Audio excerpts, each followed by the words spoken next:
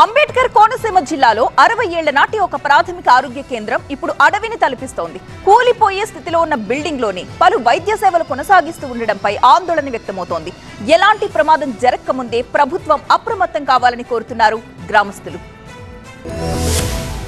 అంబేద్కర్ కోనసీమ జిల్లా మామిడికుదురు మండలం నగరం గ్రామంలో 60 ఏళ్ల క్రితం నిర్మించిన ప్రాథమిక ఆరోగ్య కేంద్రం శిథిలావస్థకు చేరింది. చుట్టుపక్కల ప్రాంతాలు కూడా చెట్లు పుట్లతో నిండిపోవడంతో ఆందోళన కలిగిస్తోంది. దాంతో పాటు పీహెచ్సీ బిల్డింగ్ పై పెరిగిన మొక్కలు, స్లాబ్ కూడా పెచ్చులు ఊడిపడుతోన్న పరిస్థితులు నెలకొన్నాయి.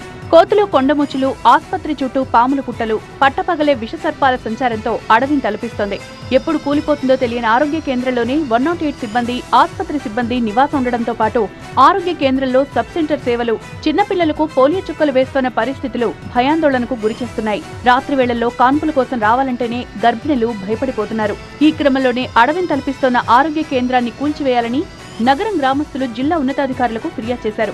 ప్రమాదకర పరిస్థితుల్లో ఉన్న బిల్డింగ్ ను కూల్చివేయాలని ఆదేశాలొచ్చినా కొందరు అధికారులు పట్టించుకోకపోవడంపై ఆవేదన వ్యక్తం చేస్తున్నారు. అనుకోని పరిస్థితుల్లో ఏదైనా ప్రమాదం జరిగితే R&B అధికారులు, పీహెచ్సీ వైద్యాధికారే బాధ్యత వహించాల్సి ఉంటుందని హెచ్చరిస్తున్నారు.